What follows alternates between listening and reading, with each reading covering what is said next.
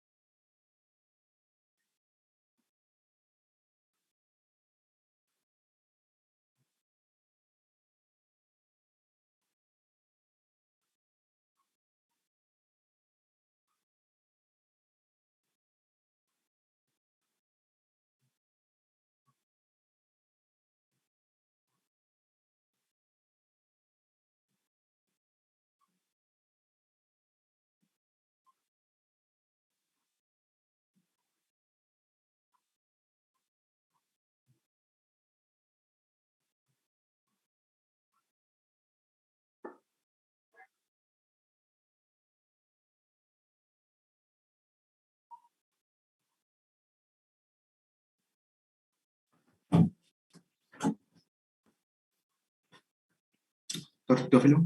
Sí, está bien, Bruce. Sheila, creo que ya podemos. Ya, perfecto. A ver, voy a dejar de compartir para darle el pase al profesor. Listo. Muy bien, entonces.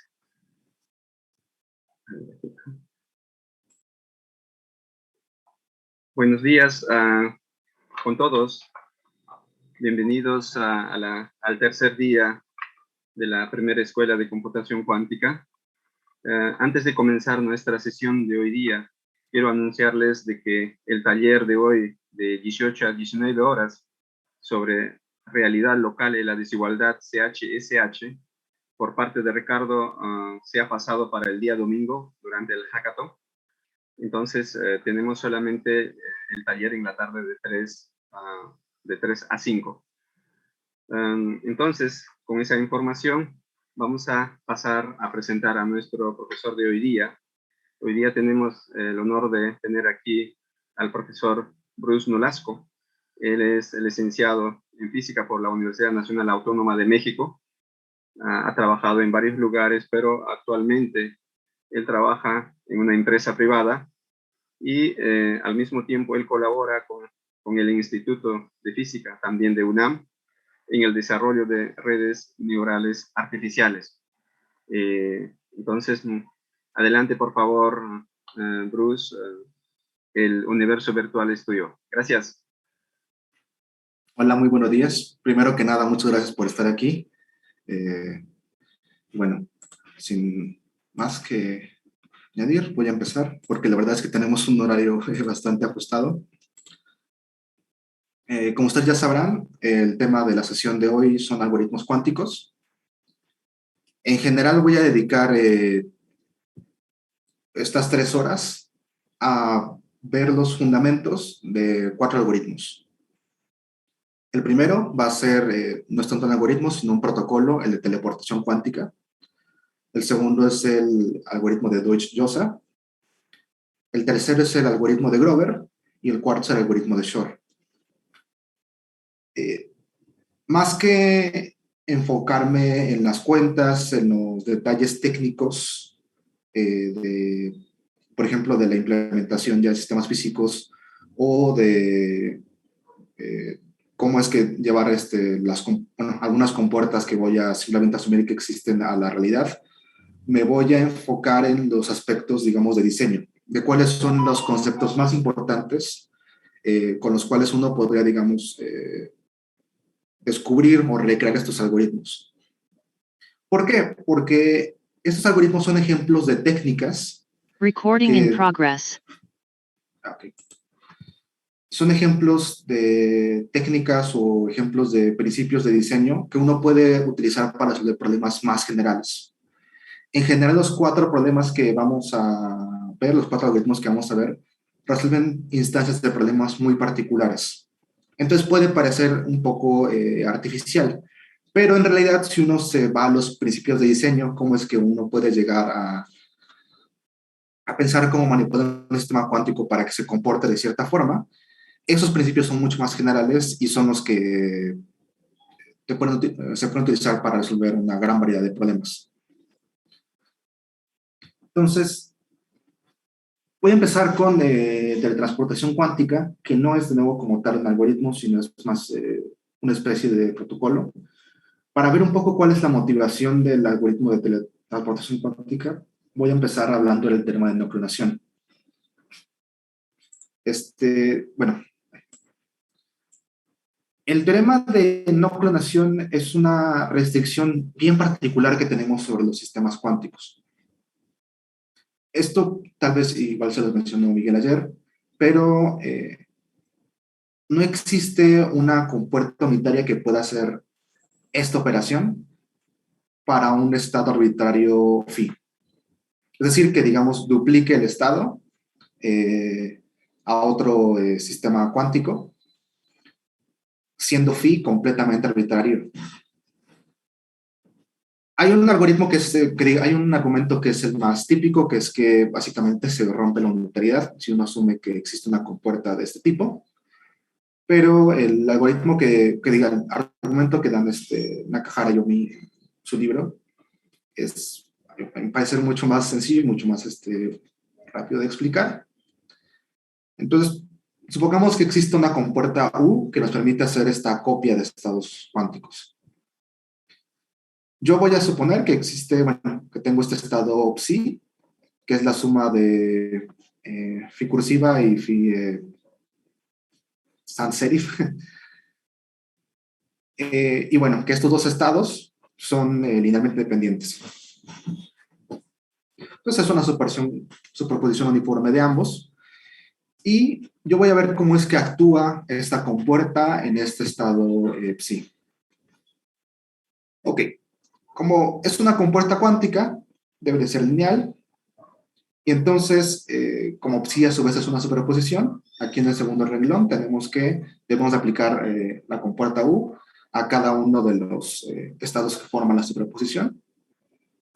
Como nosotros acá arriba tenemos cuál es la regla de cómo opera esta compuerta U, pues duplicamos, en este caso phi cursiva 2 veces y en este caso phi serif 2 veces. Entonces aquí primero aplicamos la linealidad y después utilizamos la regla de que la compuerta se la copia. Pero otra forma en la que podríamos haber procedido con este cálculo es aplicar primero la regla de que U es una copia. Entonces, como U es una compuerta que hace copias, duplica el estado psi en los 2 registros. Y bueno, justo utilizando las reglas del producto tensorial que vieron ayer, en las sesiones anteriores, uno puede llegar a que la superposición, o bueno, que este estado es equivalente a esta superposición de estos 4 estados en términos de las dos phis. Estos dos resultados deberían ser idénticos, pero este no es el caso para cualesquiera dos estados arbitrarios. ¿Por qué? Para que estos dos estados fueran idénticos, en particular estos dos términos de medio, deberían de sumar deberían de cancelarse. Y bueno, es fácil ver que si, por ejemplo, phi cursiva es 0, bueno, es un estado de un solo qubit con el estado 0, y phi representa el mismo estado de un solo, bueno, el mismo sistema de un solo qubit, pero en el estado 1, que no se cancela. Entonces, aquí tenemos una contradicción, dado que asumir que existe una compuerta U que opera de esta forma nos lleva a una contradicción, entonces una compuerta de este tipo no puede existir. Entonces, esa es una restricción importante sobre cómo manipulamos la información en computación cuántica.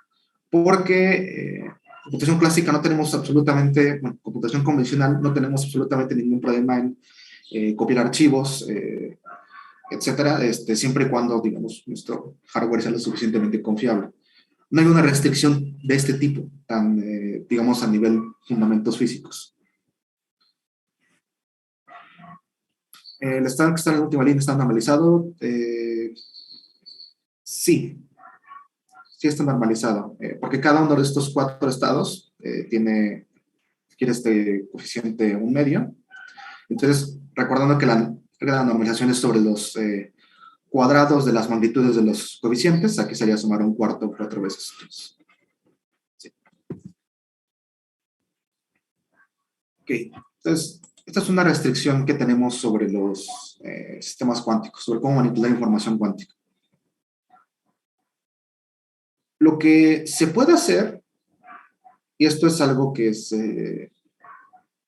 interesante, es que uno puede de alguna forma trasladar o reproducir el estado de un sistema cuántico en otro sistema cuántico al costo de destruir ese estado en el sistema original. En el caso de teletransportación cuántica, esto se utiliza para dar un resultado bastante curioso, y es que, en primer lugar, uno sí hace este transporte de un sistema, bueno, tener el estado de un sistema cuántico y reproducir ese estado en otro sistema cuántico, de nuevo al costo de destruir este primero. Pero además, al inicio del protocolo de teletransportación cuántica, uno tiene que transmitir un par de qubits entrelazados, pero es hasta el final cuando realmente se transmite información de una parte a otra acerca del sistema, del estado original. Y esa información son básicamente dos bits clásicos. Entonces, de alguna forma, parece que estamos transportando un estado cuántico únicamente enviando información clásica. Aunque, de nuevo, durante el paso de preparación enviamos información. Bueno, tuvimos que repartir un par de estados entrelazados. Este es el diagrama en forma de circuito de teleportación. Sí. Este es el diagrama en forma de circuito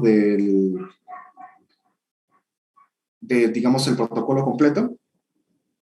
Aquí con las barras azules yo denoto dos estados, dos pasos muy importantes. Entonces, aquí en la barra azul, o previo a esta primera barra azul, ¿qué es lo que ocurre? Yo asumo que tengo dos partes, dos personas o dos instituciones o laboratorios, que uno de ellos es Alice, y Alice tiene un sistema cuántico, bueno, tiene en general un qubit, en este estado arbitrario, que es el estado phi. La otra parte es Bob. Entonces, al inicio, en la fase de preparación, Alice tiene su qubit en su estado phi, que es completamente arbitrario, y que de nuevo no necesariamente incluso Alice lo conoce. Lo que hacemos bueno, con esta primera compuerta de Hadamard y esta CNOT es preparar un estado de Bell. Entonces, preparamos 2 qubits, los entrelazamos de tal forma que queden en este estado de Bell y después los repartimos. Uno de los qubits, o sea, se queda físicamente con Bob y el otro qubit se queda físicamente con Alice. Pues ahora Alice tiene 2 qubits. Uno que es el phi, que era el suyo original, y otro que es uno de los qubits que forman el estado de Bell. A su vez, en esta segunda etapa, la que está entre las segundas 2 barras azules, Alice va a entrelazar el qubit que le llegó y el qubit que ya tenía mediante esta compuerta. Tenemos en este caso es una CNOT con una Hadamard. Y aquí es donde viene el paso que les comentaba, que digamos que por así decirlo, destruimos el estado original. Porque ahora vamos a efectuar una medida sobre el qubit que tenía el estado original y sobre el qubit entrelazado que le llegó a Alice. Pues Alice hace esa medida, almacena los resultados de esas 2 medidas, que van a ser 2 bits clásicos, y se los envía a Bob. Bob, ¿qué va a hacer con esa información? Con esa información, lo que va a hacer Bob es aplicar una u otra manipulación al qubit que él tiene, y el resultado final va a ser que Bob va a poder reproducir el estado original phi en su qubit. Entonces, justo por eso se le llama teleportación, porque luego, aunque al inicio sí trasladamos o movimos un sistema cuántico, al final para reproducir el sistema phi de la parte de Alice a la parte de Bob, únicamente tuvieron que enviar información clásica. Con información clásica me refiero a una señal de radio, de ondas, incluso algo que se puede enviar por un cable de cobre, algo por el estilo. Bueno, ese fue como el overview, el resumen, pero aquí están con los detalles. Entonces, si nosotros consideramos el estado phi, que luego está en el qubit phi que está en este estado arbitrario, y el estado que está representado por el estado de Bell, aplicamos el producto tensorial, digamos la representación más o menos completa del estado inicial es esta. Es básicamente el producto tensorial de A, el estado 0 en el primer qubit, el qubit phi, el estado de Bell, y lo mismo para el estado 1. Aquí abajo en el cuadro azul están las manipulaciones que va a hacer Alice. Entonces, de nuevo, primero aplica una compuerta CNOT. Recordamos que el orden de aplicación de las compuertas cuánticas es está más a la derecha, la que está más a la izquierda. Aquí la razón por la cual anotamos este producto tensorial con la compuerta de identidad es porque, y esto es algo importante en este protocolo, siempre tenemos que tener en cuenta de que en realidad estamos manipulando, tanto Alice como Bob están manipulando el estado de los 3 qubits simultáneamente. Justamente por eso es que los entrelazamos. Entonces, lo primero que va a hacer Alice es aplicar esta CNOT sobre los primeros 2 qubits. Los primeros 2 qubits, el primero va a ser el que es el estado phi, y el segundo va a ser el que le llegó de este par entrelazado. La CNOT, ¿cómo actúa? Pues el primer qubit, qubit va a ser el de control, y el segundo va a ser el objetivo. Entonces, por ejemplo, para los estados que están en esta primera superposición, la compuerta CNOT de este tipo realmente no le afecta. Pero para las que tengan el coeficiente B, justo como tienen el qubit de control en 1, entonces aquí se va a invertir, o es como si aplicáramos NOT, en el segundo qubit del registro. Justamente de esta observación es de donde vienen estos 4 elementos. Estos primeros 3 elementos es, digamos, solamente expandir este producto tensorial pero estos otros 4 justamente ya vienen de la aplicación de la CNOT. Y adicionalmente, después Alice tiene que aplicar la compuerta de Hadamard. Aquí en la notación es UH denota la compuerta de Hadamard. En Qiskit simplemente es la H, entonces ahí la tiene notación. ¿Qué hace la compuerta de Hadamard? De nuevo, la compuerta de Hadamard en un solo qubit manda o convierte el estado 0 a la superposición del estado 0,1, una superposición que tiene la raíz de 2 bajo, y es con el mismo signo ambos estados. La diferencia es justo cuando la acción de la compuerta de Hadamard sobre el estado 1, que en este caso la única diferencia es que cambia el signo del estado final 1. Entonces, cuando uno hace estas dos manipulaciones, que no son muy... la I hace referencia a la identidad, sí. Justamente, las manipulaciones, aunque las haga Alice físicamente únicamente los qubits que ya tiene, realmente sí está alterando el estado de los 3 qubits simultáneamente. ¿Por qué? Porque están entrelazados. Okay. Al final, digamos, el estado que queda al final de las manipulaciones de Alice es este. En esta forma de las 8 componentes, no queda muy claro cuál es la estructura de este estado, pero si reagrupamos sobre los estados de los primeros 2 qubits, notamos esto. Lo que tiene Alice al final es una superposición en la cual se fijan, por ejemplo, si el estado de los primeros 2 qubits corresponde al 0,0, el tercer qubit podemos interpretar como que está en el estado, una superposición del estado 0 y el estado 1, con el mismo signo de los ambos, digamos, sin hacer ningún cambio de fase. Acá lo mismo, pero si se fijan, está el estado 1 y el estado 0 invertidos o negados con respecto al estado original que tiene Alice. Lo mismo el estado 1 y el estado 0. Solamente que aquí en lugar de que estén negados, simplemente hay un cambio de signo. Digamos, hay una diferencia de fase. Y acá hay tanto una diferencia de fase como cada uno de los estados está negado. Aquí lo interesante es lo siguiente.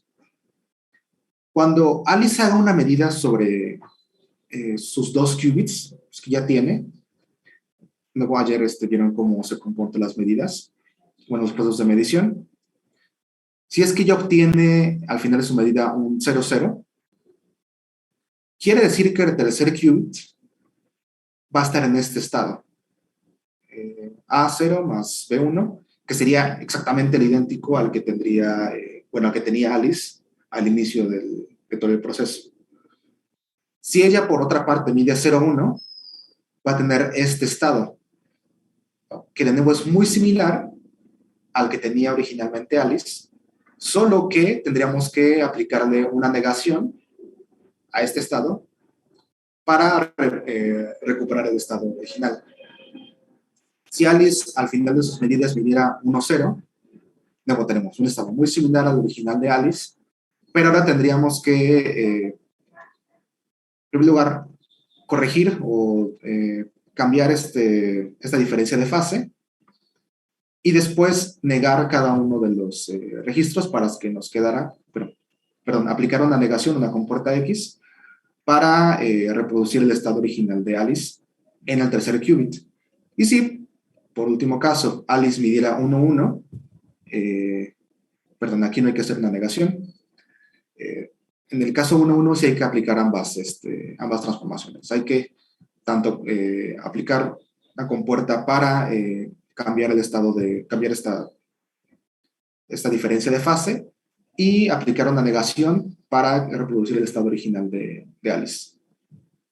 Estas como 4 reglas están aquí reproducidas en esta tablita. Y justo estas 4, como al final de la medición Alice sí tiene los resultados que le dio, basta con que él le mande esos 2 resultados, esos 2 bits a Bob para que Bob, utilizando, digamos, el mismo razonamiento que nosotros tenemos, o bueno, más bien simplemente siguiendo el protocolo, sepa qué compuerta debe de aplicar para regresar al estado original que tenía Alice. Pero de nuevo, justamente observando cómo queda el estado final de Alice, no puedo observar que, bueno, si Bob recibe 00, entonces él inmediatamente ya sabe, bueno, si Bob recibe en la forma de 2 bits clásicos de parte de Alice, él inmediatamente ya sabe que el qubit que él tiene está en este estado, no tiene que hacer nada para recuperar el estado de Alice. Si él recibe de Alice un 01, Bob ya sabe que tiene este estado en el qubit que él tiene, basta con que aplique la negación para recuperar el estado original de Alice. Si él tiene 1-0, tiene que aplicar una compuerta Z, que básicamente corrige esta diferencia de fase, o más bien la regresa a la forma original. Y si él recibe 1, tiene que aplicar ambas, lo que es equivalente a la compuerta Y. Justo un poco por las reglas que seguramente vieron ayer, acerca de cómo se comportan estas 4 compuertas. Entonces, recapitulando, ¿qué fue lo que ocurrió? Al inicio, Alice tenía un qubit en un estado arbitrario que probablemente incluso ella no conocía. Lo que hicimos fue preparar 2 qubits adicionales en un estado de Bell, de forma de que estuvieran entrelazados. Uno se le enviamos físicamente a Alice, de tal forma de que ella lo puede manipular, y el otro se queda con Bob. Alice hace una primera fase de manipulaciones, y al final hace medidas sobre los 2 qubits que ya tiene. Con esas 2 medidas, él envía 2 bits clásicos a Bob, y Bob, al recibir esa información, ya sabe cuál es el estado que tiene en su tercer qubit, sabe cuál es la manipulación que tiene que hacer, cuáles son las compuertas que tiene que aplicar para recuperar el estado original fin. Al final, ¿cuál es la superposición o cuál es el estado final de los 3 qubits? Pues va a ser justamente los primeros 2 qubits van a tener el estado que midió Alice, y el último qubit, que es el que tiene Bob, va a tener el estado phi. Entonces, realmente no es que copiáramos el estado phi, simplemente lo trasladamos, aunque lo trasladamos de alguna forma enviando información clásica, que es lo que destaca de este algoritmo.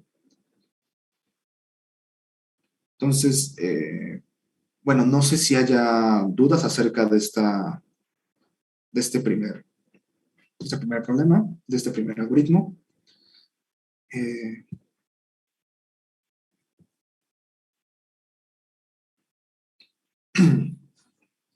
No sé si haya quedado todo claro.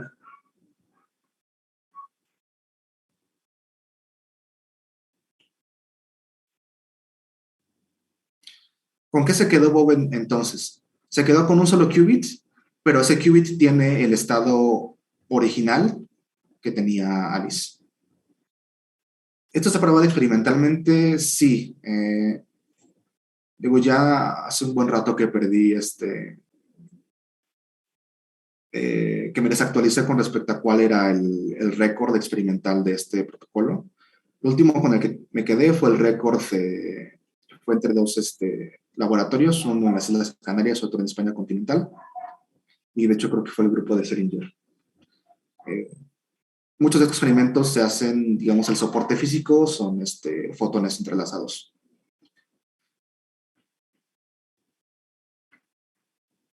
Las compuertas que yo utilicé dependen de la información que desee medir. No, el protocolo de teleportación funciona con cualquier estado arbitrario que tenga Alice. Aunque bueno, digamos, este es el protocolo para un solo qubit. Si quisieran enviar más qubits, hay que hacer una modificación. Bueno, varias. Y de nuevo, también están... O sea, la suposición que realmente vamos a tener durante toda esta sesión es que nuestras compuertas son 100% fiables y perfectas. Lo cual experimentalmente todavía es muy, muy poco probable que se cumpla.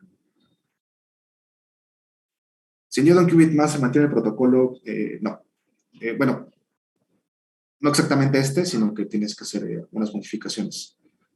Justo porque no te basta con enviar 2 bits clásicos, tienes que enviar más.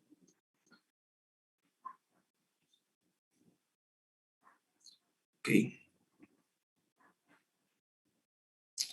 Eh, la compuerta de Hadamard dice que entre la primera entrelazan los primeros 2 qubits o ya están entrelazados desde antes. No, estos 2 qubits al inicio pueden ser 2 qubits que preparas de forma independiente. El entrelazamiento justamente ocurre gracias a la compuerta de Hadamard de la compuerta CINOT.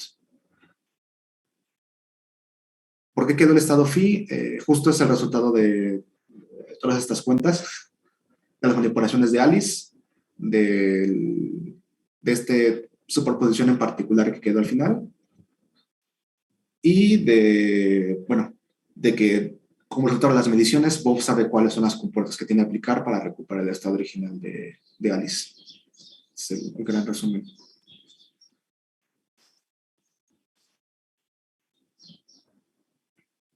Los primeros qubits en ceros son determinados. Sí, eso forma parte de los criterios de Divisenso, que uno de los criterios para que tengas una computadora cuántica, digamos, completa o bien, es que tú seas capaz de inicializar estados de forma confiable. Entonces, sí, de alguna forma tú preparas estos 2 qubits en el estado cero y ya después con eso te basta para ejecutar el algoritmo. Hay que repetir el procedimiento para cada qubit.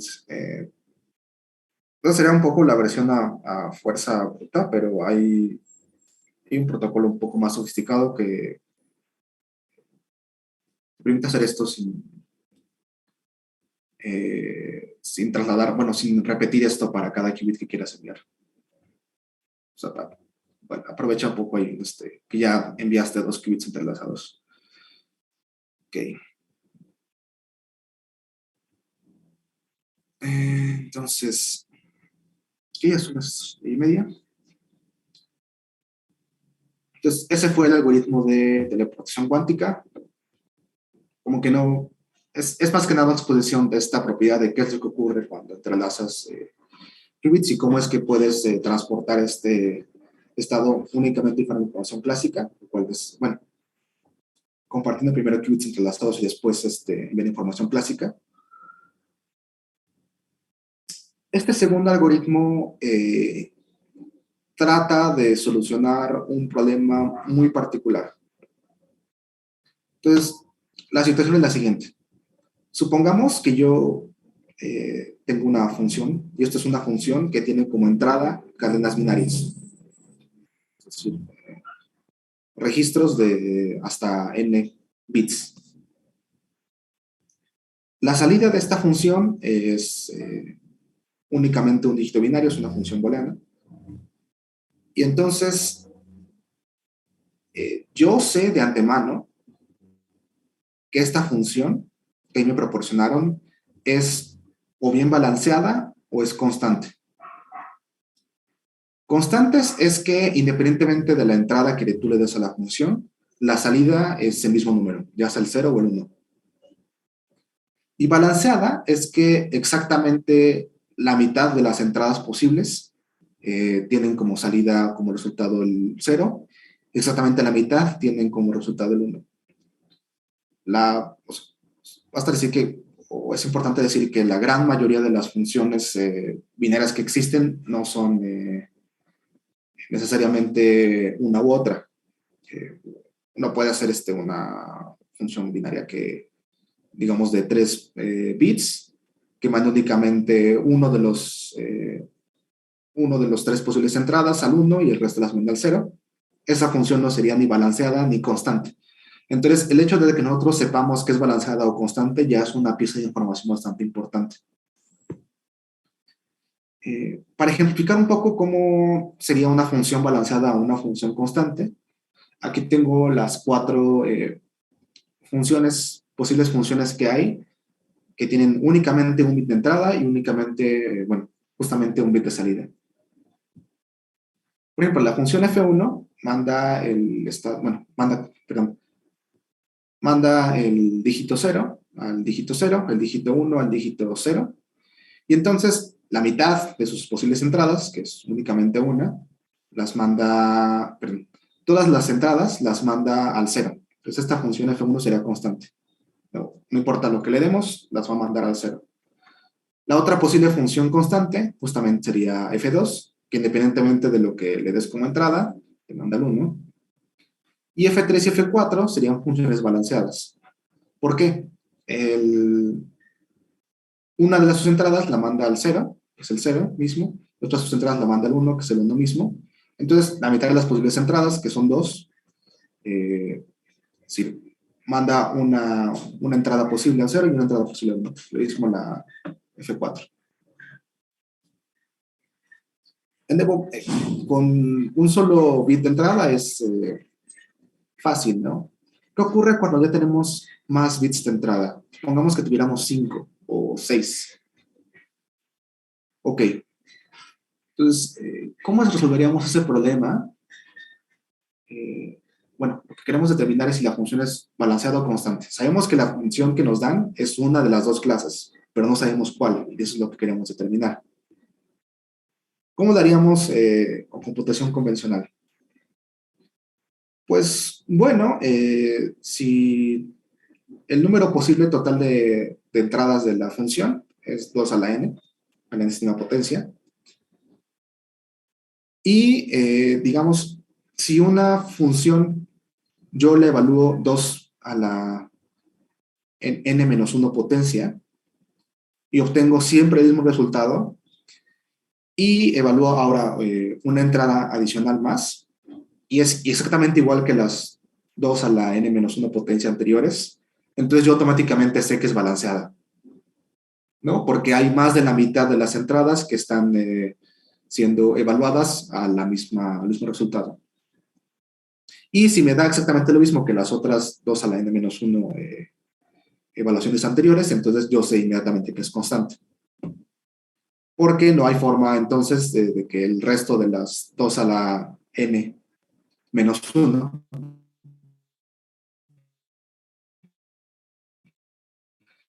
eh,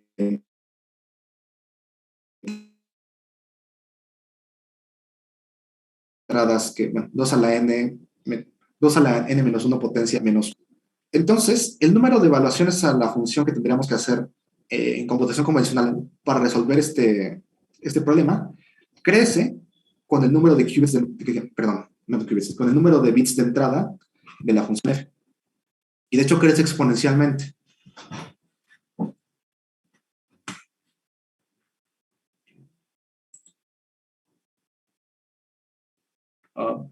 ¿Se me sigue escuchando?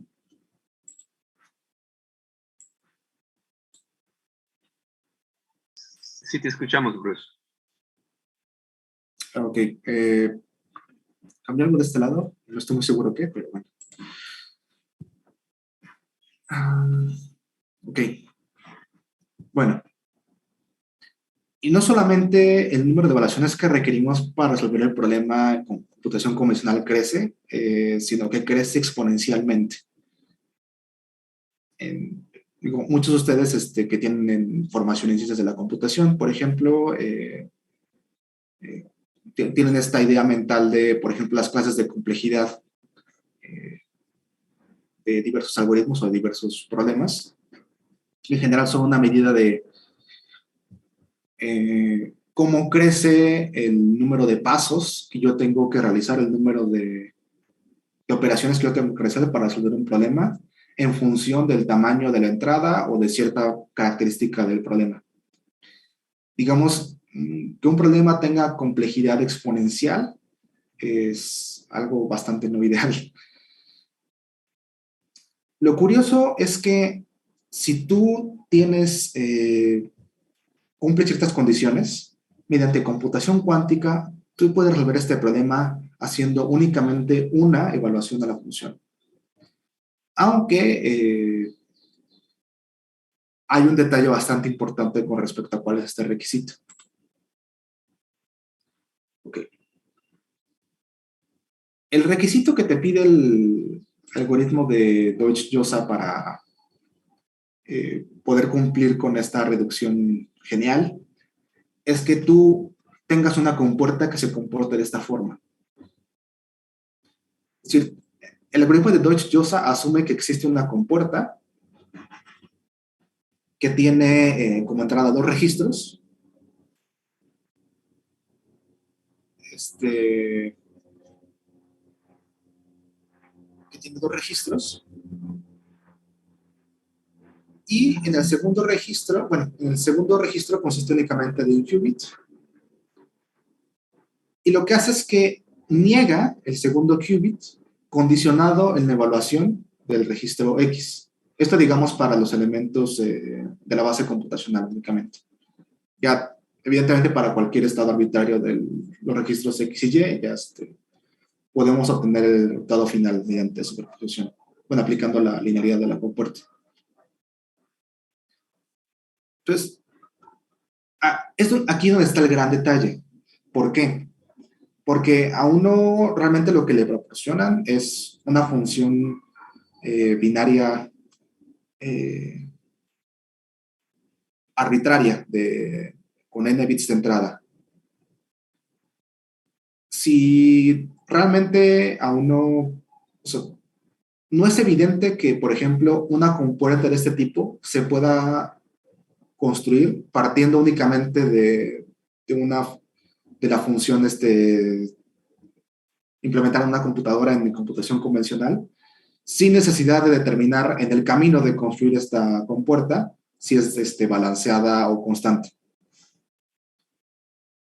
Es decir, si es que realmente esta compuerta no se nos proporciona tal y como está, sino que realmente lo que se nos proporciona es la función f de x como una función binaria, no queda claro que, o no es evidente, que uno pueda construir esta función o esta compuerta cuántica sin tener conocimiento al final de construir la compuerta de ya si la función es balanceada o constante. O peor aún, sin tener, no está claro o no es evidente que se pueda construir esta compuerta sin tener conocimiento completo de la función f de x. Entonces, ese es un gran detalle. En general, y esto, bueno, es que también es un detalle justo con el algoritmo de Grover, pero varios algoritmos cuánticos asumen la existencia de este tipo de compuertas que se comportan de una forma determinada, y en general a estos tipos de compuertas se les llaman oráculos por eso. Son son compuertas que tú asumes que existen, que se comportan de cierta manera, pero que muy probablemente si tú las tuvieras que implementar desde cero, terminarías con información completa de la compuerta y tal vez resolviendo tu problema desde el inicio. Aún así, el resultado final es bastante interesante.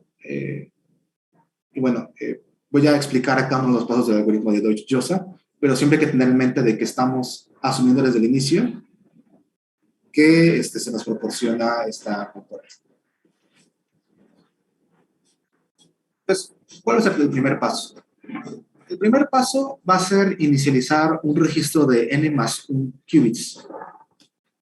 Entonces, los primeros n qubits del registro van a tener el estado 0 y el último qubit va a tener el estado 1.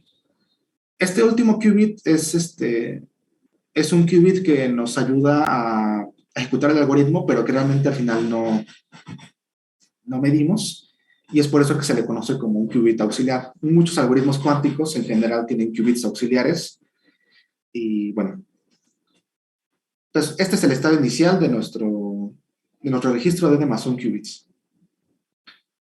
Si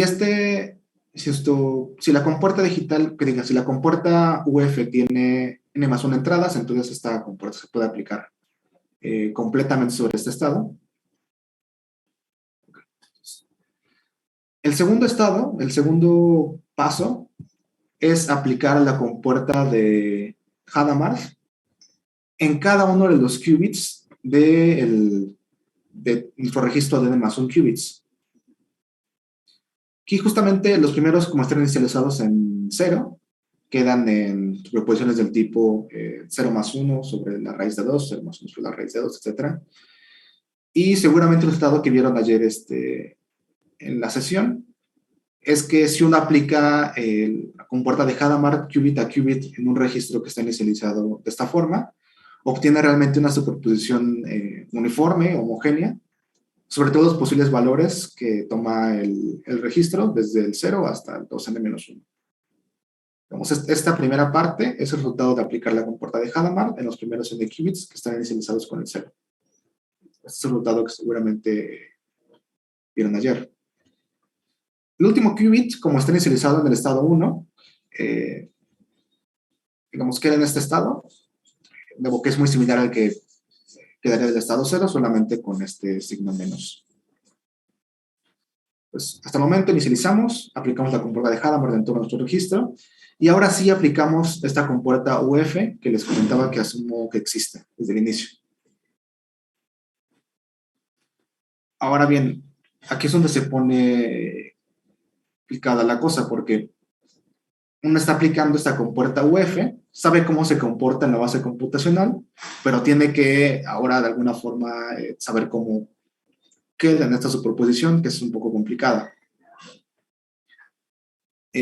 Luego, el truco es no perder de vista que la compuerta UF se comporta de esta forma. Deja al estado, la primera parte del registro, los primeros n qubits, o la identidad, pero niega la segunda parte condicionada en que f de x se evalúa a 1.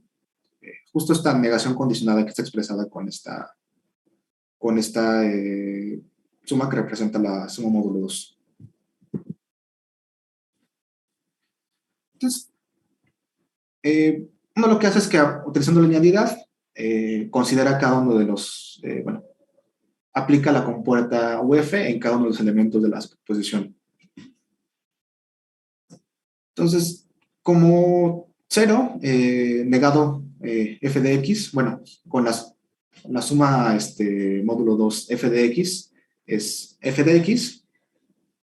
Este primer estado queda como f de x, pero como 1, suma módulo 2 f de x es equivalente a negar f de x, ese es el origen de este segundo qubit, de este segundo estado. Luego la diferencia de fase ahí todavía existe. Ahora bien, ¿cuál es la observación un poco clave del algoritmo de Deutsch-Josa? La observación clave es que sumando uno puede expresar de esta forma. ¿Por qué? Consideramos un x fijo de los elementos de esta suma. Y supongamos que f de x, para este x fijo, se evalúa a 0. Entonces, en esta expresión uno tendría 0 menos la negación de 0, que es 1. Y sumando como tal quedaría como x, el producto tensorial con 1 sobre la raíz de 2, 0 menos 1. Okay. ¿Qué ocurre ahora si f de x para este x fijo se evaluara a 1? Uno tendría que, este primer estado sería 1, y menos la negación de f de x es 1, entonces la negación sería 0. Y aquí 1 menos el estado 1 menos el estado 0. La diferencia de fase como que está invertida, pero uno puede sacarla, uno puede factorizarla como si fuera menos 1 a la f de x. ¿Por qué? Porque en el caso de que f de x es 0, menos 1 a la f de x queda como menos 1 a la potencia 0, que es 1. Y en el caso de que f de x es 1, esto queda como 1, lo cual ya incorpora aparente diferencia. Es una forma de escribir la diferencia de fase. La gran ventaja es que aquí, digamos, expresamos una diferencia de fase que estaba en el segundo qubit, como una diferencia de fase ahora sobre los estados del registro, de los primeros n qubits de nuestro registro. Esta es una forma en la que podemos aprovechar una propiedad del producto tensorial, que seguramente vieron en las sesiones anteriores, de que los coeficientes podemos considerar que están en cualquiera de los subsistemas que conforman el producto tensorial. Entonces, aquí una diferencia de fase la convertimos, diferencia de fase, digamos, que estaba, por así decirlo, en el último qubit, la convertimos en una diferencia de fase, en un factor de fase que está ahora sobre los primeros n qubits del registro. Esa técnica en general se le conoce como phase kickback y es un principio de varios algoritmos cuánticos. Okay. Por último, lo que yo voy a hacer es de nuevo aplicar la compuerta de Hadamard. De nuevo, bit a bit en cada uno de los elementos de este estado que me queda al final. Excepto por el último. Aquí está. Bueno, aquí estas las últimas dos líneas. Luego, parece que no se va a meter en problemas porque tienes una posición muy complicada, pero ya cuando aplica la idea ya no es tan complicado. Aquí el truco es esta observación. Sí, digamos, este es el truco. El truco es que la compuerta de Hadamard sobre un qubit se puede ver su acción como esta, o sea, puede expresar de esta forma. Puede parecer que estamos complicando demasiado una expresión que de por sí es sencilla, ¿no? Pero en realidad la gran ventaja de ponerla de esta forma es que, bueno, soluciona después este problema. ¿Cuál es la motivación detrás de esta conversión? Si uno, bueno, X puede ser 0 o 1. Aquí estamos representando la acción de la compuerta de Hadamard de un solo qubit.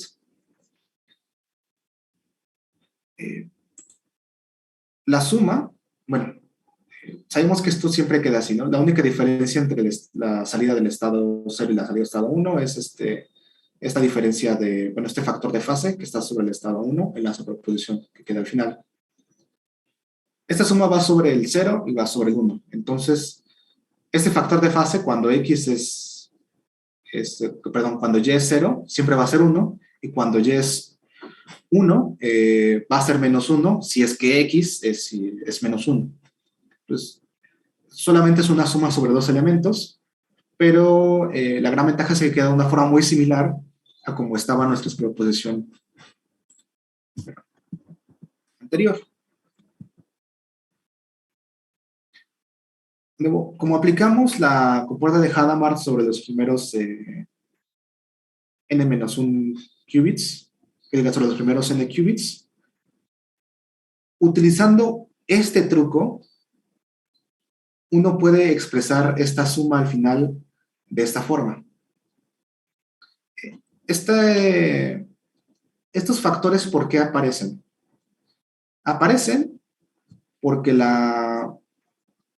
bueno, perdón, este es el otro paso intermedio de observación. ¿Qué ocurre cuando aplicas la compuerta de Hadamard, ahora qubit a qubit, pero en un registro que tiene n qubits?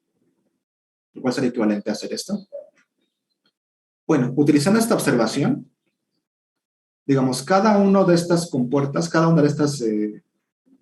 con su qubit asociado, generan un factor de 1 sobre raíz de un medio y generan una suma únicamente sobre dos elementos que tiene este factor y este estado Y.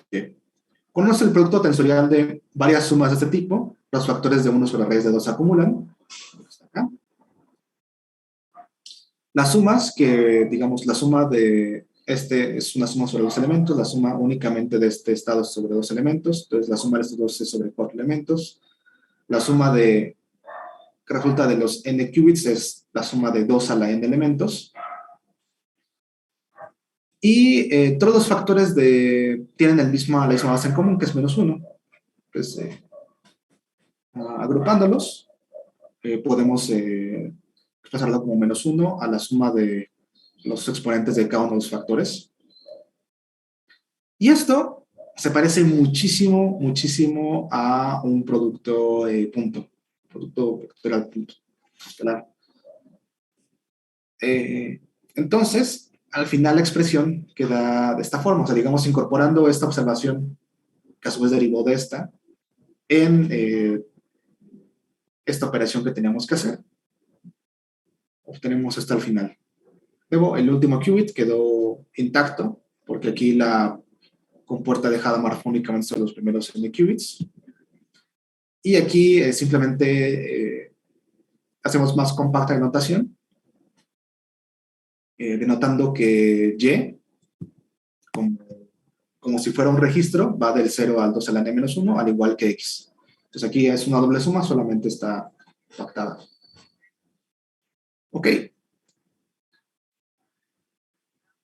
Este es, digamos, donde acaban las manipulaciones cuánticas. ¿Cómo es que extraemos ahora información de f de x de esta superposición? El truco, de nuevo, ahora está únicamente en considerar qué ocurre con un y fijo. En particular, qué ocurre cuando y es igual a 0, que solamente es uno de muchos humanos que tenemos en esta superposición. Entonces, voy a considerar ahora que yo hago una medida sobre los primeros n qubits. Perdón, son los tamales.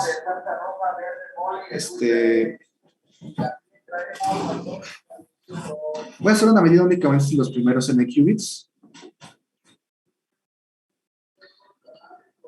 Y voy a tratar de extraer cuál es la probabilidad de que esa medida me dé exactamente 0 en todo el registro de n qubits. Bueno, que la salida sea una cadena binaria de 0 con n bits. Si la función fuera constante, bueno, aquí otra observación, si la función fuera constante, este estado psi3, f de x sería siempre el mismo número para todos los humanos, literalmente para todos.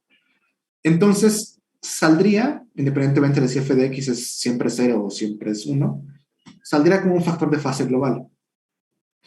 Y justamente en las sesiones anteriores seguramente vieron que los factores de fase globales sobre un estado cuántico no afectan las mediciones.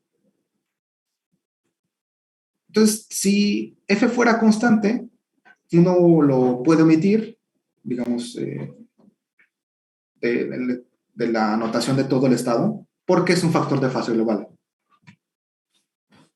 En tal forma de que únicamente uno se queda con esta suma simplificada. ¿Qué ocurre en particular para los estados si corresponden con y es igual a 0? Que serán los... Pues bueno, si y es igual a 0, entonces... perdón, ¿qué ocurriría entonces con... Sí, ¿qué ocurre entonces con los estados que corresponden a y es igual a 0? Hay que tener en cuenta de que esta suma es una suma doble porque está tanto sobre las x como sobre las y. Y sobre las x va sobre todas las cadenas binarias de n bits. Si uno fija y es igual a 0, este exponente siempre, bueno, este factor siempre va a ser 1, ¿no? Porque el exponente se va a 0.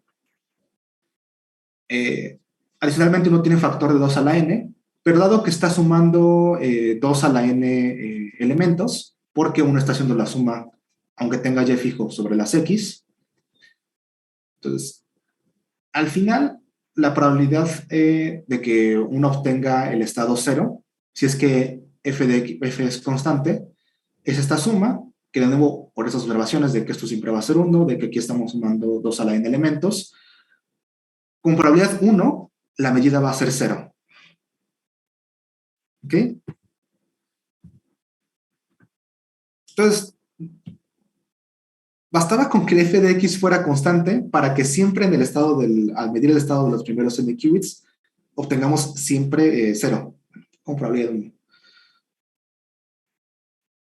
Por un razonamiento muy, muy similar, podemos ver qué es lo que ocurre si es que asumimos que f de x fuera balanceada. Si es que f de x es balanceada, entonces, bueno, de nuevo, si es que f de x es balanceada, ya no podemos hacer esto de sacar el factor de fase global. Eso ya no se puede hacer porque f de x va a tener valores diferentes para la mitad de las entradas y para la otra mitad. Si de nuevo nos fijamos en la parte de esta suma que únicamente corresponde al estado y es igual a 0, entonces este primer factor de fase se va a 1. Siempre va a ser igual a 1 porque y es igual a 0 y entonces el exponente es 0. Pero la suma es sobre todas las x, es decir, sobre todas las posibles entradas de la función. Como exactamente para la mitad de las entradas f de x se va a valorar a 0 y para exactamente la mitad se va a valorar a 1, entonces tienes dos sumandos. Bueno, si tú agregas por, digamos, la salida de f de x, vas a tener 2 a la n menos 1 sumandos, en los cuales este coeficiente es 1 sobre 2 a la n, y vas a tener 2 a la n menos 1 sumandos, en los cuales estos coeficientes suman, son iguales a menos 1 sobre 2 a la n. Como exactamente son mitad y mitad, haces la suma y te queda 0. Entonces, si f de x es balanceada, la probabilidad de que tú midas el estado 0, 0, 0, 0, los primeros n qubits, es 0. Entonces, únicamente con una medida ya sabes si la función es balanceada o constante. ¿Por qué? Tú haces la medida, si obtienes un 0, tú automáticamente ya sabes que la función es constante. Tú haces la medida, si obtienes algo que es diferente del registro en ceros, entonces sabes inmediatamente que la función es balanceada. Ahora bien, solamente otro detalle. Este razonamiento, aquí lo que razonamos, lo que mostramos es que si la función es constante, entonces con probabilidad 1 la medida es 0, y que si la función es balanceada, con probabilidad 0 la medida es 0.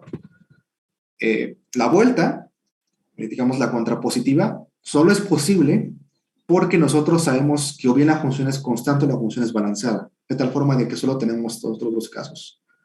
Para una función f de x, ahora sí realmente completamente arbitraria, podríamos, la superposición no realiza este tipo de cancelaciones, no tiene esta estructura, y entonces uno no puede realmente afirmar ninguna de las dos cosas, únicamente al medir el estado, al medir la primera parte del registro.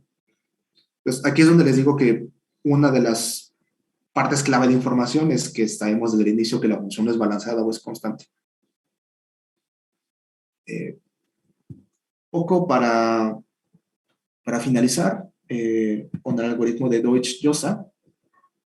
Esta es la versión en diagrama, en circuito, de lo que hicimos. Entonces, recapitulando, ¿qué fue lo que pasó? Inicializamos un registro de n más 1 qubits. Los primeros n están en 0, el último está en 1. Este qubit que le teníamos el qubit auxiliar. Aplicamos la compuerta de Hadamard sobre todos ellos, de tal forma de que tenemos una superposición en la primera parte del registro de todas las posibles entradas, y aquí tenemos una superposición que tiene una diferencia de fase en el último qubit. Aplicamos esta compuerta que asumimos que nos da desde el principio, que de alguna forma, por así decirlo, implementa una negación condicionada en f de x sobre el último qubit. Después aplicamos ahora la compuerta de Hadamard, qubit a qubit, pero únicamente en la primera parte del registro. Y al final, aquí fue el que faltó, una medida sobre los primeros n qubits del registro. Si es que la medida nos da el registro en ceros, sabemos que es constante. Si es que la medida nos da algo diferente del registro en ceros, automáticamente sabemos que es balanceada. Y de nuevo, volviendo a la discusión del inicio del algoritmo, el problema desde el punto de vista de la computación convencional requeriría al menos 2 a la n-1 evaluaciones de la función binaria original. Aquí únicamente haciendo una ejecución de la compuerta, que de nuevo esta compuerta de alguna forma está basada en la función binaria original, podemos resolver el problema. Es una diferencia digamos, muy, muy drástica. Incluso si uno considera la ejecución de las compuertas de Hadamard, digamos, el total de las compuertas que uno tendría que hacer, asumiendo de nuevo que uno ya lo tiene la compuerta de UF, pues es son dos veces el número de qubits de entrada de la función, dos veces el número de bits de entrada de la función f más 1, añadiendo esta compuerta de Hadamard, comparada con 2 a la n menos 1 evaluaciones como mínimo que tendríamos que hacer en la función, bueno, tratando de resolver el problema con computación convencional. A este tipo de algoritmos que parece que pueden resolver un mismo problema de forma o con un número de compuertas que crece de forma muy diferente a como crecería el número de operaciones que tendrás que hacer con computación convencional para resolver el problema, se les conoce como algoritmos con speedup. En particular, si el problema original pertenecía a una clase de complejidad, por ejemplo, una clase exponencial, y el número de compuertas que se requiere para solucionar en la versión cuántica es un número de compuertas que crece de forma polinomial con el tema de la entrada. Entonces, tiene una definición informal que pueden consultar. A eso se le conoce como exponential speedup. Y eso es un poquito las joyas de la corona de la computación cuántica, porque son las áreas donde hay más oportunidad de que al implementar computación cuántica podamos resolver problemas con una gran ventaja, a diferencia de hacerlo con computación convencional. Entonces, bueno, ese fue el algoritmo de Deutsch-Josa. No sé si haya dudas. Sé que aquí ya le fueron más cuentas, entonces, luego, si tienen alguna duda acerca de alguno de los pasos, y sobre todo de estas observaciones, que son aquí los pasos más peligrosos, los pasos más confusos, bueno, los leo en el chat.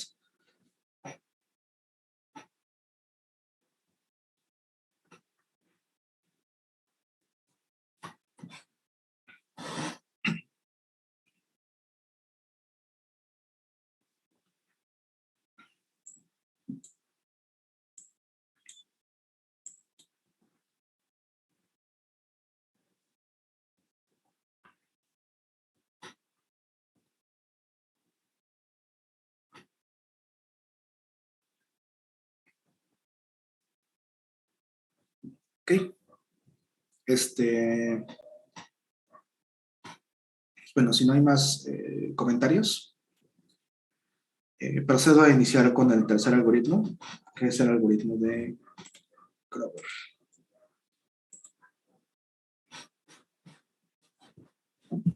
Ok.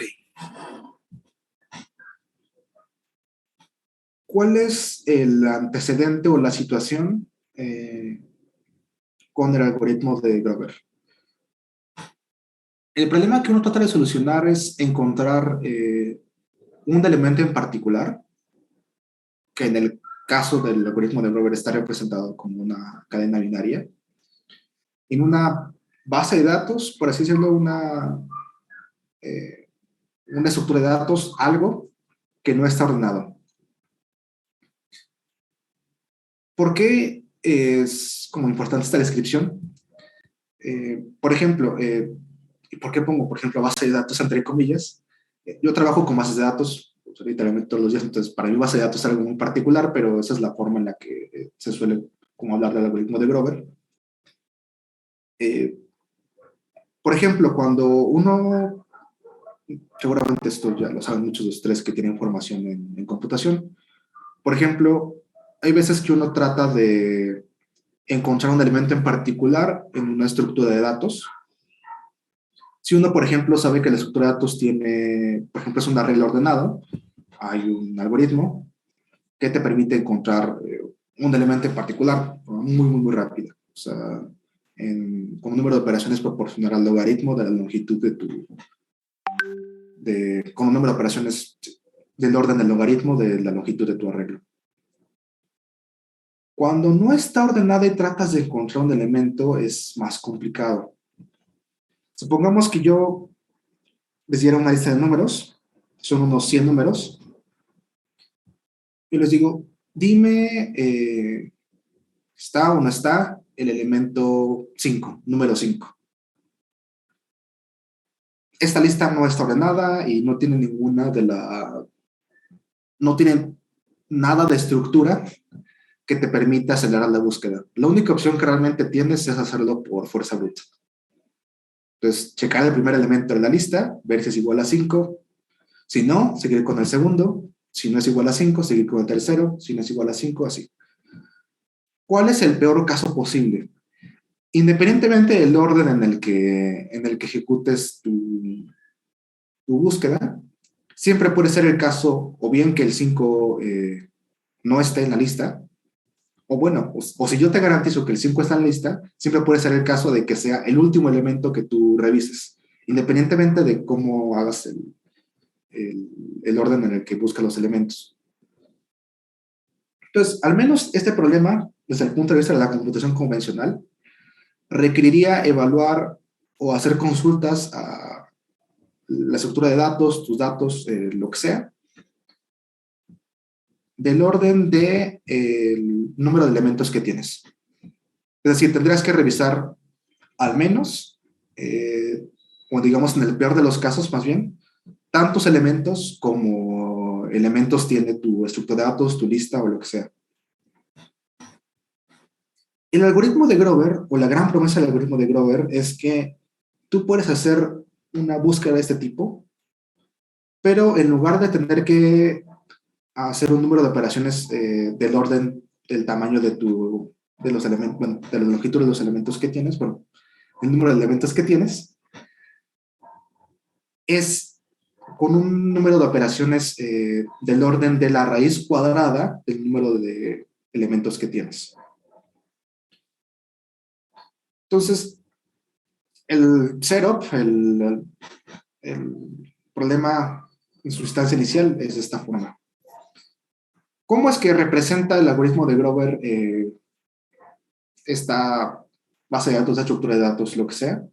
Como una función, de nuevo, que toma como entrada cadenas binarias y que es únicamente uno para un elemento particular de todas las posibles entradas. Entonces, de alguna forma, la función f de x te dice, si tú le diste el elemento correcto, el elemento que estás buscando, te va a dar 1. Si no, entonces, bueno, te va a evaluar a 0. No.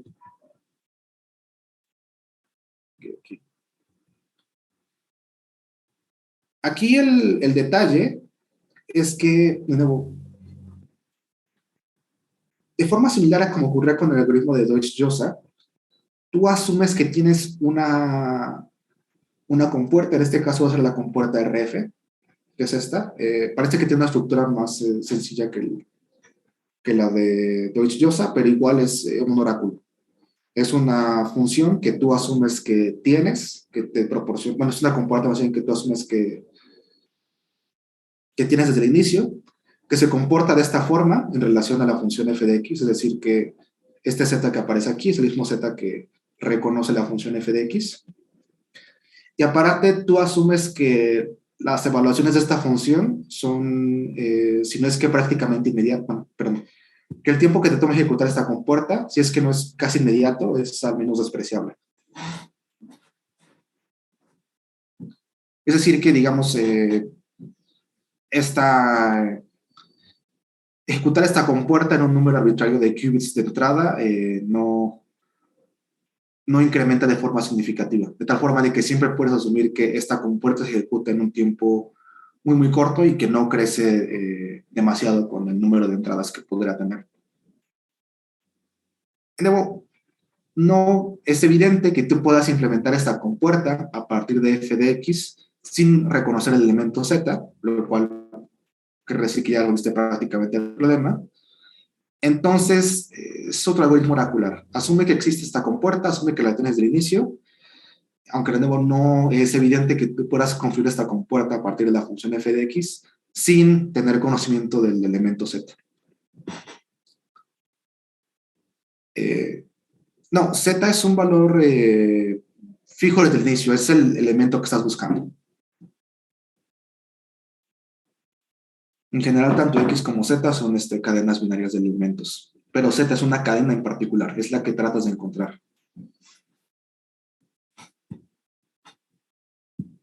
Ok. Entonces, una de esas compuertas es esta que es RDF. La otra compuerta es esta compuerta D. Ok, solamente un comentario acerca de RDF. Aunque es una compuerta, creo yo, relativamente sencilla. ¿Cómo actúa? Pues bueno, lo que hace esta compuerta es que si entra cualquier estado de la base computacional, digamos el estado Y, que es diferente de Z, pasa como la identidad. ¿Por qué? Es decir, RDF aplicado en Y, si es que Y es diferente de Z, exactamente igual que Y, deja el estado intacto. ¿Por qué? Porque los argumentos, bueno, los elementos de la base computacional son ortonormales, tal forma de que cuando se hace este producto brackets, se anula y entonces únicamente aplica esta parte de la identidad. Este oráculo se encuentra a prueba y error, o al menos hay alguna pista de que pueda funcionar. No, se asume, es que justamente se asume que tú lo tienes desde el inicio y que es perfecto, es decir, que no hay posibilidad de que tenga un comportamiento inusual y de que se ejecute de forma prácticamente inmediata. Que aplicar esta compuerta es prácticamente inmediato. Ajá, de nuevo, si tú tuvieras que construir el oráculo, no es evidente que haya una forma de construir el oráculo sin tener conocimiento del elemento Z. Ese es el detalle. Por eso asumes que tú ya lo tienes desde el inicio. Y bueno, solamente para finalizar el comentario acerca de cómo actúa la compuerta RF, si entra aquí el estado Z, lo que va a hacer es añadirle un factor de fase de -1. Todos los demás casos, para los elementos de la base computacional, pasan como la identidad. Entonces, si uno tiene una superposición de varios elementos, y uno de esos elementos de la base es el elemento, bueno, es el estado Z, va a hacer que el componente, el coeficiente asociado a ese estado, al estado Z, cambie de signo. Pero nada más. Bueno, más bien que le añada un factor -1, únicamente a ese componente. Al resto los deja exactamente igual.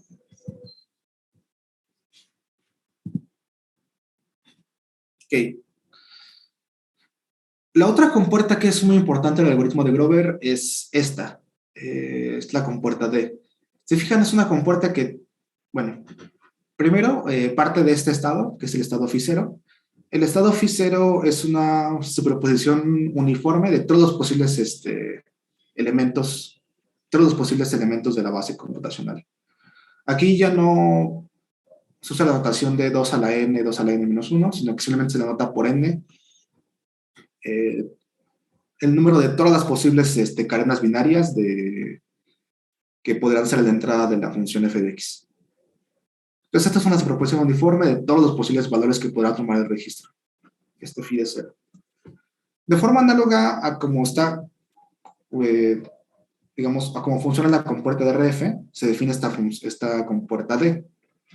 Esta compuerta D lo que hace es que, luego, llega cualquier elemento, aquí ese es el producto bracket, y bueno, o sea, digamos, si entrara el elemento phi0, pasaría como la identidad. Si entrara un estado que sea ortogonal al estado phi0, lo que hace es que le añade un factor de fase de -1. Así como que no queda muy claro qué es lo que hace la compuerta D.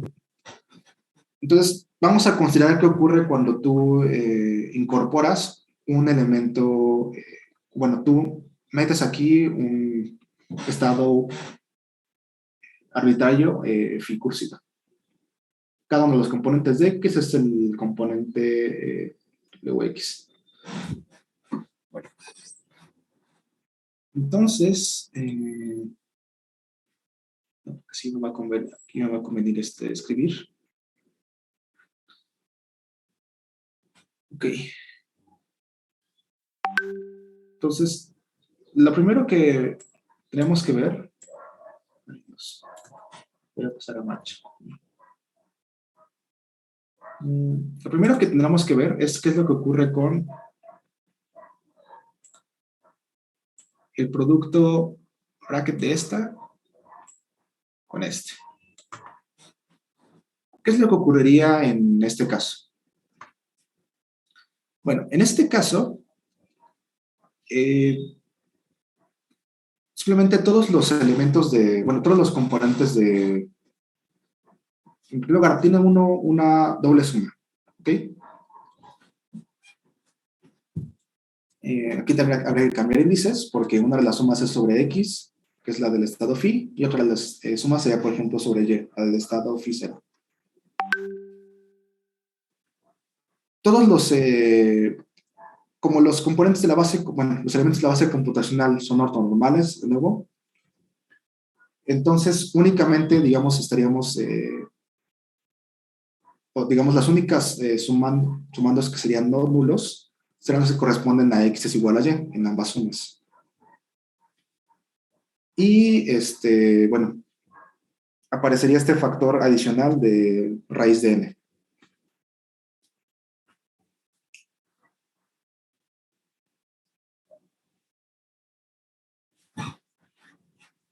Estoy viendo si hay alguna opción para escribir aquí de forma cómoda, que no tengo mi tableta, disculpen.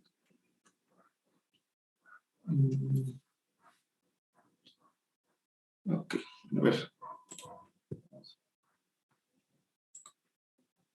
Entonces, se me dio feo esto, pero... O sea, por phi 0, phi. Lo que tendría que ser es bueno, digamos, cuadrada de n.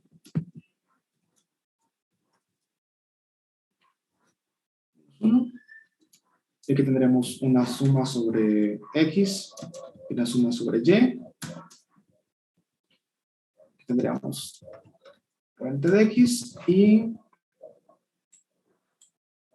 el bueno, el producto bracket acá de y de x.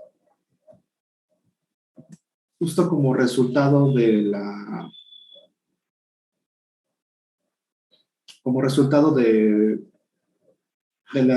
ortogonalidad de los elementos de la base computacional. Esto es equivalente a tener la delta de Kronecker acá. La delta.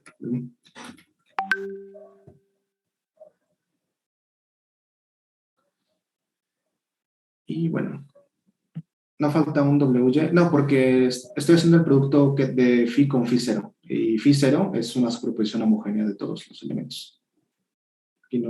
Aquí solamente estoy viendo qué es lo que ocurre cuando hago este producto bracket con un phi arbitrario. ¿No? Esta es la delta de Kronecker, que únicamente es 1 si es que y es igual a x. Esto nos permite en particular reducir esto a una sola suma.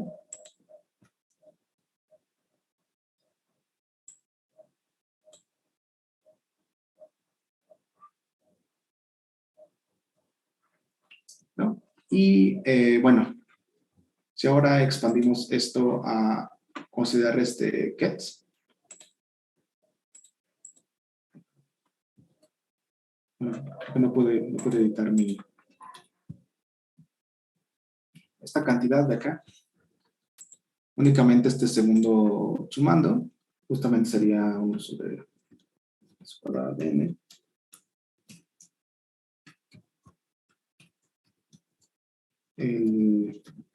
Get phi 0.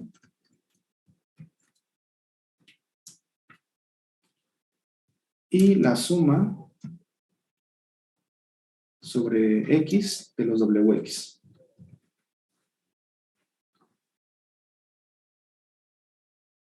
Ujú. Ok. Acá, como resultado más bien de la aplicación de la identidad, es lo mismo. O sea, tendrá una suma sobre x menos w de x y el get x. La ventaja aquí es que yo tengo dos sumas sobre x, pero también tengo este estado phi. Yo puedo hacer es expandir este estado phi 0, con la expresión que yo tengo acá,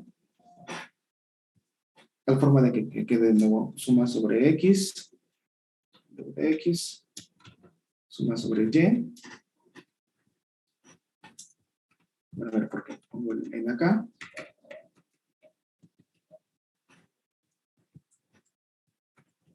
Y la suma sobre y de estos gets.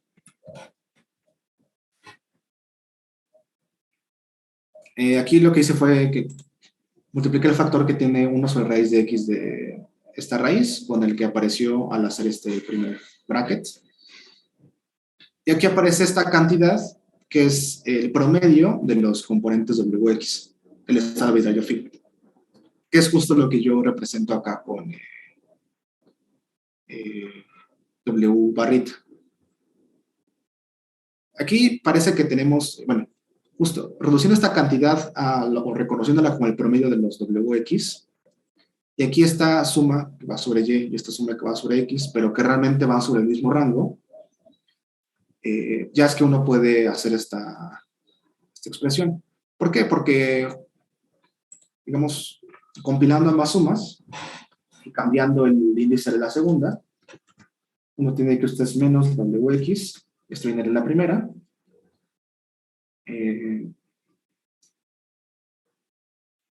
esto viene de la segunda, barra,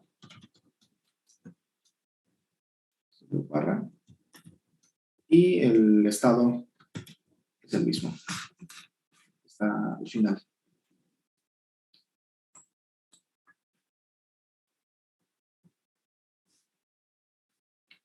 Ok. Y bueno, haciendo aquí ya o sea, partiendo esto, factorizando este menos, parsando o factorizándolo junto con uno de los w barra y sacando el otro como al inicio, es como uno llega a esta expresión. Esta expresión te permite interpretar la acción de la compuerta D como si invirtiera los elementos o los reflejara alrededor del promedio de W. Sí, por ejemplo, si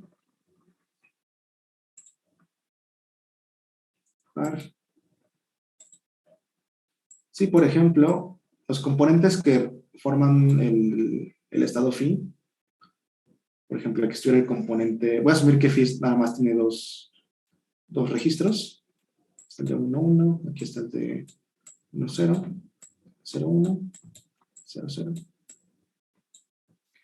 Y los componentes, por ejemplo, los voy a representar como barras, tuvieran esta magnitud, bueno, y aparte fueran todos reales, cuando se pone complejos ya es un poquito más complicado de representarlos. Entonces fueran una representación gráfica de los componentes que componen phi. Entonces igual el promedio de los componentes estaría por acá, por esta línea. Y a aplicar la compuerta D, lo que haría sería que reflejaría los componentes con respecto a la media. Es decir, aquí la diferencia entre la media y este componente es esta longitud. La restaría, tal forma de que el nuevo componente 0, 0 quedaría aquí abajo. La diferencia de este componente a la media es esta. Lo reflejaría hacia arriba en este caso, así que lo aplicaría. Quedaría acá, el nuevo. Algo similar ocurriría con este, que quedaría muy cerca del nulo. Y algo similar ocurriría con este, que quedaría de esta forma. Ok. Entonces, ¿por qué como por qué nos interesa esta compuerta al final. Las dos operaciones, esta...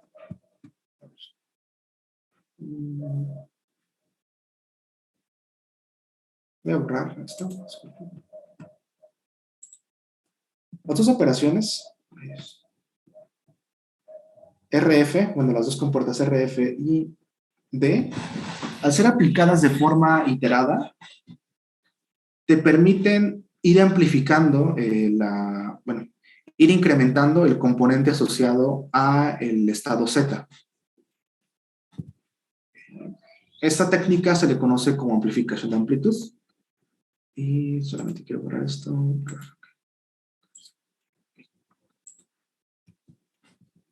No es como muy evidente, pero ya cuando uno hace las cuentas, uno lo que hace es que primero inicializa en una superposición uniforme de todos los posibles estados de entrada. ¿Okay? Es decir, inicializa con el estado phi 0. Después, uno aplica estas dos compuertas, RF y D. Pues RF. Este proceso, digamos, tiene varias cuentas, pero al final uno lo que obtiene es que con las primeras iteraciones, la magnitud del componente asociado a Z se va incrementando. Una forma formal de ver esto es que uno aplica esta compuerta compilada de RF, DF, RF. Aquí ya la llamé UK, UF. Cuando uno parte del estado inicial, que es phi 0, uno puede poner, digamos, uno puede separar los componentes, uno puede expresar el estado, un estado cualquiera, como una componente en Z y una componente en otras cosas que no sean de Z. En general, cuando uno aplica estas dos compuertas, uno siempre puede poner sus estados de esta forma. Una componente que es AK, que está en el estado Z, y otra componente que es BK, que está en zonas de proposición de todos los demás. El estado phi 0 corresponde a que A es igual a B y que es equivalen a esta. ¿No? Que quiere decir que son una proposición uniforme entre los dos estados. K aquí denota el número de iteraciones de estas compuertas de este bloque principal que aplicamos sobre nuestro estado. Cuando uno hace las cuentas, uno obtiene que puede obtener los coeficientes de la siguiente iteración, o sea, del coeficiente, del estado que representa aplicar la compuerta una vez más, en términos de los coeficientes que quedaron del estado al final de aplicar la compuerta, K menos U veces. Eso está representado con estas reglas de recurrencia. Entonces, estas reglas de recurrencia lo que te dicen es cómo va cambiando el componente asociado a Z y el componente asociado a todo lo demás a medida que tú haces aplicaciones iteradas de estas dos compuertas. Esta ya es digamos, una de las posibles, más bien la solución a este sistema de recurrencias, asumiendo estas condiciones iniciales que representan inicializar su registro en el estado phi 0, es esta. ¿Sí? Entonces, aquí lo que, digamos, estas ya son las soluciones a este sistema de recurrencias que estaba acá atrás, que de nuevo representa cómo cambian los componentes a medida que hacemos aplicaciones iteradas de estas compuertas DF y RF. Aquí, que parezcan cosenos y senos, parece medio raro, pero en realidad es una interpretación más o menos natural de que si uno puede definir una cantidad nueva basada en este componente BK, y si uno define esa cantidad nueva, resulta que esta relación de recurrencias se convierte en aplicación iterada o en una regla acerca de que para obtener AK y otra cantidad, uno tiene que aplicar una matriz de rotación. Es por eso que aquí aparece que aparecen estos ángulos. Básicamente estás interpretando las relaciones de recurrencia de acá como las aplicaciones de una matriz de rotación. Aquí no es una matriz de rotación como directamente, pero uno añade un factor aquí a la BK para que se convierta en una matriz de rotación, y es que pueda interpretar AK y BK como cosenos y senos de ángulos. Ok. Entonces, aquí ya está en términos de senos y cosenos. AK de nuevo, que es el componente asociado al estado Z. Después de hacer K iteraciones y partiendo del estado inicial en el cual yo que era phi 0. Aquí este ángulo teta simplemente es un ángulo que cumple con esta condición. Es el arcoseno de esta cantidad, 1 sobre raíz de n. Ok, entonces ya sé cómo se modifican los componentes, ya sé que D y RF aplicados iteradamente modifican de esta forma los componentes, si es que yo parto de phi 0. Yo ya sé cómo evoluciona los componentes AK y BK, bueno, los componentes al momento de hacer estas aplicaciones iteradas. ¿Cómo es que yo obtengo con alta probabilidad que al medir el registro mida yo Z? ¿Cuál es la probabilidad de medir el registro, bueno, de medir Z si yo hago una medida sobre el registro de qubits? Entonces, justamente AK al cuadrado, ¿no? Entonces, lo que deberíamos hacer sería encontrar una K, un número de iteraciones tal que esta probabilidad sea máxima. Hacer esa cuenta es, encontrar ese número es más o menos sencillo. Resulta que el número de iteraciones óptimo es pi sobre 4 veces teta en términos de este mismo ángulo, del arco coseno de raíz de 1 sobre n. Y estos corchetes chistosos son los... es la operación piso, la operación flor. Es decir, el entero, el mayor entero que es menor a esta cantidad. Cuando uno aplica las compuertas DF y RF de forma iterada m veces, uno garantiza que la probabilidad de obtener Z al momento de medir el registro es cuando menos 1 menos 1 sobre n.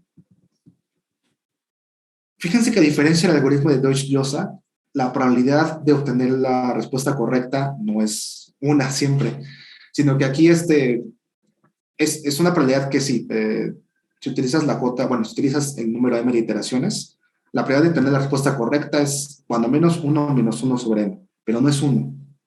Eso quiere decir que en la práctica tendrías que hacer varias repeticiones del algoritmo de Grover para saber cuál es el Z correcto. ¿Por qué? Porque, pongamos, primer experimento. Haces la medida sobre los primeros, ejecutas el algoritmo de Grover, haces la medida sobre los primeros, sobre tu registro de qubits y obtienes, por ejemplo, que Z es, que tu salida te da 10, o sea, literal, el entero 10, en forma de registro de cadena binaria. Puede ser con una probabilidad que es justamente 1 menos, es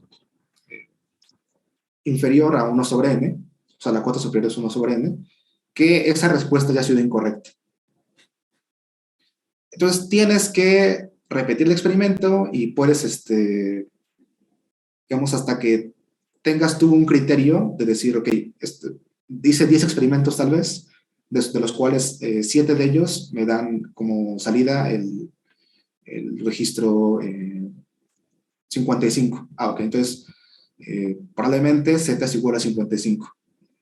Esta probabilidad ya es asumiendo que los experimentos los corres desde el inicio, o sea que tú inicializas tus qubits de forma independiente, ejecutas el algoritmo y vuelves a medir. Todo ese proceso es un proceso, y esta probabilidad ya es una probabilidad, digamos, ya es un experimento probabilista clásico. Ya puedes aplicar técnicas de inferencia estadística para decir, ok, el número de experimentos con el que yo estoy certero de que Z ya es igual a 10 o es igual a 55 porque me ha salido o es la moda de mis registros, ese tipo de problemas ya se pueden abordar con estadística clásica. Pero bueno, eso es una gran diferencia con diferencia del algoritmo de Deutsch-Josa. No siempre te va a dar la respuesta correcta. Y la otra cosa curiosa es que justo como esta representa, digamos, una rotación de cierto